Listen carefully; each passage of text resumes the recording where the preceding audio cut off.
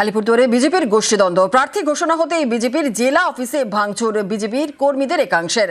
সাংসদের চেম্বারেও ভাঙচুর চালানো হয়। আলিপুরদুয়ারের প্রার্থী পরিতোষ দাসকে পছন্দ না হওয়াতেই ভাঙচুরের অভিযোগ। আর আগুন জ্বালিয়ে জেলা অফিসের সামনে চলে বিক্ষোভ।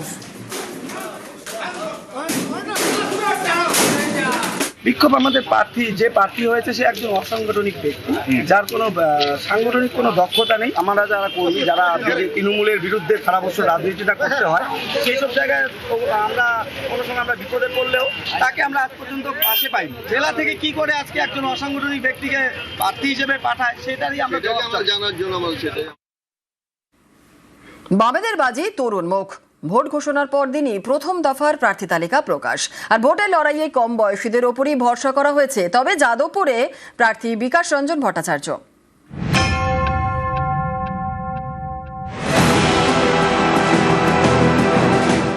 রবিবার বঙ্গে বিধানসভা ভোট ঘোষণা।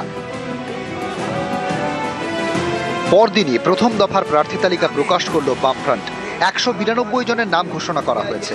এর মধ্যে তরুণ মুখের ভিড়।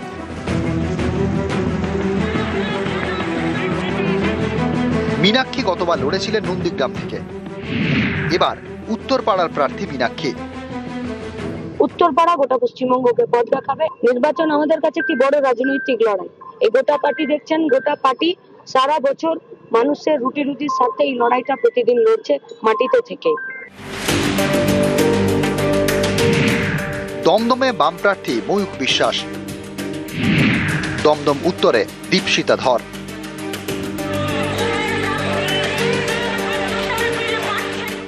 ধর্মীয় মেরুকরণের বিরুদ্ধে লড়াই, বিরাজনীতির বিরুদ্ধে আমাদের লড়াই। তাই সেটা বালি হোক বা অন্য যে কোনো জায়গা হোক, কঠিন লড়াই, কিন্তু সেই কঠিন লড়াইও আমরা আমাদের রাজনীতির কথা বলবো, আমাদের আদর্শের কথা বলবো। রাজারহাট নিউ টাউনে বাম প্রার্থী সপ্তর্ষি দেব, মহেশতলায় সায়ন বন্দ্যোপাধ্যায়,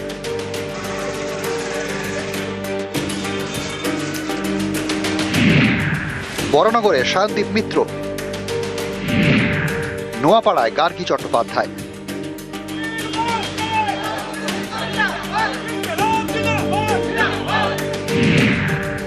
পানিহাটিতে কলতান দাশগুপ্ত।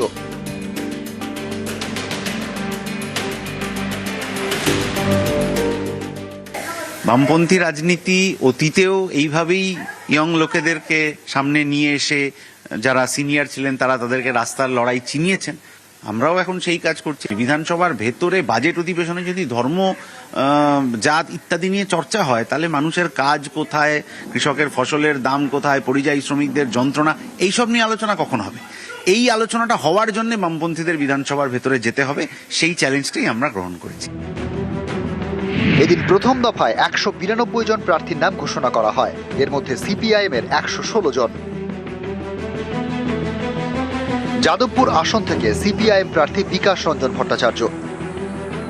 মানুষকে সিদ্ধান্ত নিতে হবে যে আমরা দুর্নীতির পক্ষে থাকবো না দুর্নীতির বিরুদ্ধে। বাংলার যা ঐতিহ্য, তাতে আমি বিশ্বাস করি মানুষ দুর্নীতির বিরুদ্ধে থাকবে। গোটা রাজ্যের জন্য যা ইস্যু, গোটা দেশের জন্য যা ইস্যু, সেই ইস্যুটাও এই কেন্দ্রের ক্ষেত্রে প্রয়োজন। 1998 থেকে 2003 সাল পর্যন্ত ত্রিপুরার অ্যাডভোকেট জেনারেল ছিলেন বিকাশ রঞ্জন ভট্টাচার্য। 2005 থেকে 2010 পর্যন্ত কলকাতার মেয়র। 2020 সালে সিপিআইএম এর রাজ্যসভার সাংসদ হন।